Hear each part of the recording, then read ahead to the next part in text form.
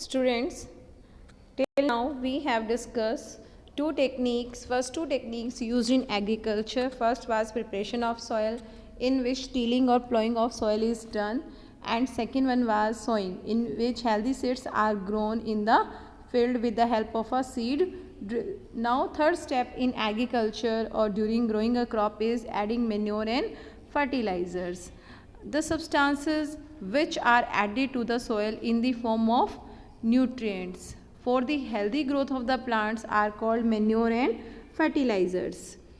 The upper layer of the soil is rich in various nutrients. Plants need these nutrients for their growth, but plants get these nutrients from the soil, so these nutrients get used up after some time. As a result, the fertility of the soil decreases, and to maintain the fertility of the soil, we have to add certain nutrients in the form of manure or fertilizers to the soil.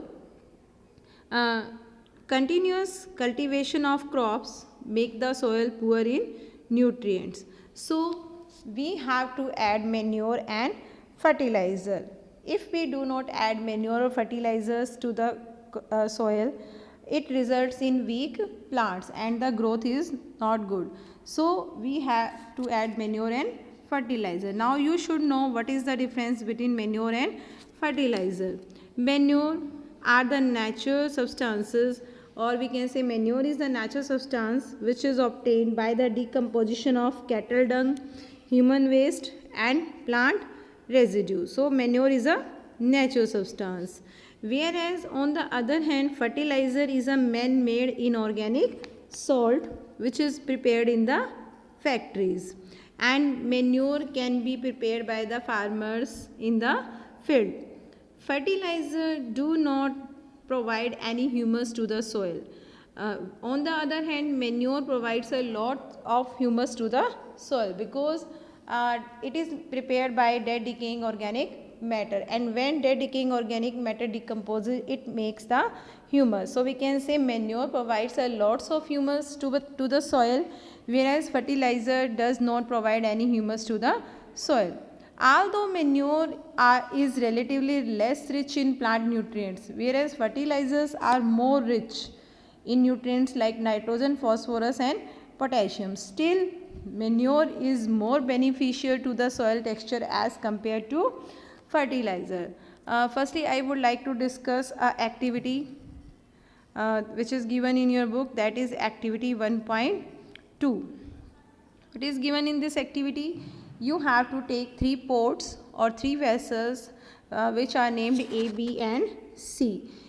In pot A, you will place some soil mixed with a little cow dung manure, whereas in pot B, you will add some soil which is mixed with some fertilizer. Here is manure, in B is fertilizer, and in C nothing, that is not manure nor fertilizer is added to the soil.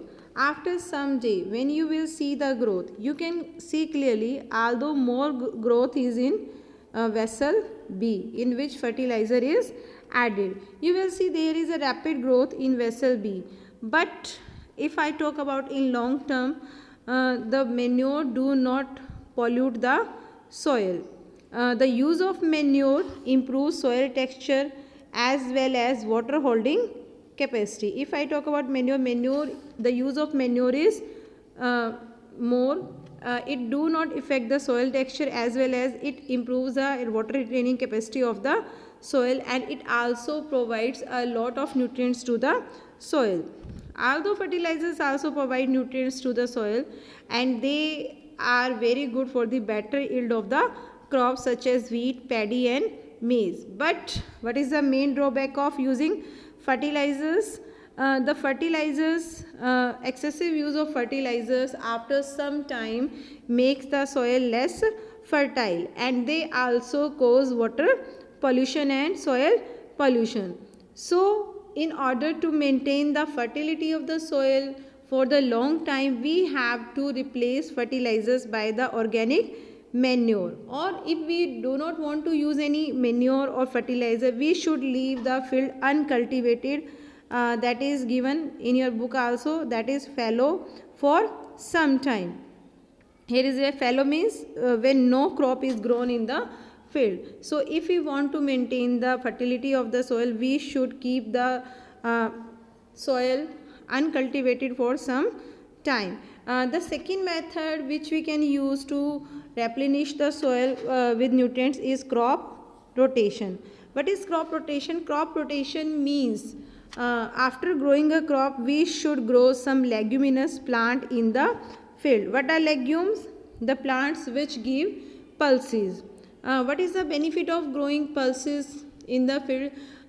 If you are growing some crop like wheat or rice, after some time you should grow some leguminous plant, because leguminous plants provide nutrients to the soil. There is a bacteria called rhizobium bacteria in the root nodules of the leguminous plant, and these rhizobium bacteria live in symbiotic relationship in the root nodules of the plant. Students, you have you ever seen the roots of any leguminous plant like gram? If you are in some field, you can take out one gram plant, and if you see their roots, you will see certain nodules means ganthe, which means swollen part in the roots of such plants. And what are present around these swollen structures?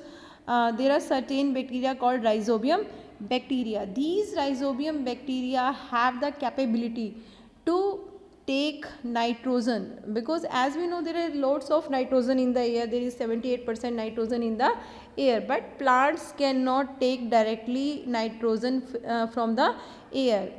This nitrogen should be converted firstly into some nitrogenous compound, and these bacteria, that is rhizobium bacteria, have the capability to convert this nitrogen into its nitrogenous compound, so that the plants can take easily it from the air and soil. So we can say these leguminous plant helps to replenish, they help to provide nutrients to the soil. So whenever we are growing the crop, we should grow some leguminous plant after some time, and this method is called crop rotation. Or we can say even do intercropping or crop mixing, where 2 or 3 different types of crops are grown in the field. Means some leguminous plant we should definitely grow in the soil, so that the soil may be replenished with the nutrients.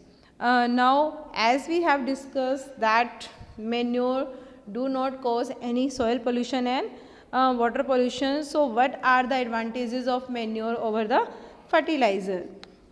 The organic manure is considered better than the fertilizer because it enhances means it increases the water holding capacity of the soil, and it makes the soil porous, due to which the exchange of gases become very easy. It increases the, because it is made from dead decaying organic matter where loads of microbes are present, so it increases the number of friendly microbes in the soil, and it also maintain or improves the texture of the soil. So in place of fertilizers we should use the manure. We should not use any fertilizer. There are lots of fertilizer in the market like NPK fertilizer, nitrogen, phosphorus, potassium, urea, superphosphate of lime. So there are lots of fertilizers available in the market, but in place of fertilizers we should use manure, because manure is eco friendly. It do not pollute any air, water or soil. Now after adding manure and fertilizer, we have to supply water to the plant. So fourth step is irrigation. Seeds need water in the form of moisture to germinate. They need water to draw nutrients from the soil for their growth and for making food by the process of photosynthesis. So to maintain the water level in the soil, we have to water the plants at regular intervals. So the supply of water to crops at regular intervals is called irrigation. The time and frequency of irrigation changes from crop to crop. Some crops require more water, whereas some crops require less water. Similarly, the frequency of irrigation in summers is higher due to the increased rate of evaporation of water from the soil as well as from the leaves. In the same way, different soil require different amount of water. Sandy soil needs more water than the clay soil. Some crops require more water is needed before tilling, at the flowering and at the grain development stage.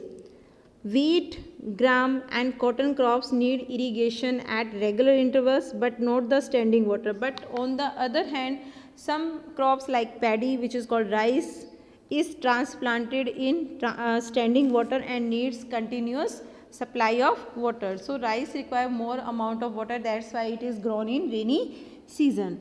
Now what are the sources of irrigation? There are different sources of irrigation like wells, tube wells, ponds, lakes, rivers, dams and canals. Now from these sources we can water the plants. There are shown different methods of irrigation. Some are traditional method and some are modern method. Traditional methods are those methods which were mainly used in ancient time and they require lots of water. Here are shown different traditional method like moat, chain pump, dhekli, rahat, etc. So all these methods are called traditional method. In all these methods, as you can see, water is lifted using manpower or animal power. In modern version of these methods, water pumps running on diesel, electricity, biogas or solar energy are used for lifting water. But traditionally, manpower or animal power was used to lift the water from wells, and then with the help of animals or with the help of person, the water was supplied in the whole field. So these are the traditional method, and in these method a lots of water is used. But nowadays, in place of these traditional method, we use modern method like sprinkler system and drip system.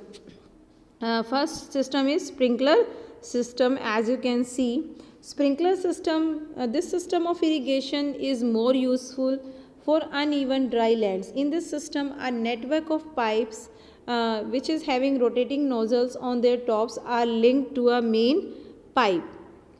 When water is pumped into the main pipe, it comes out of the rotating nozzles with pressure in all the directions.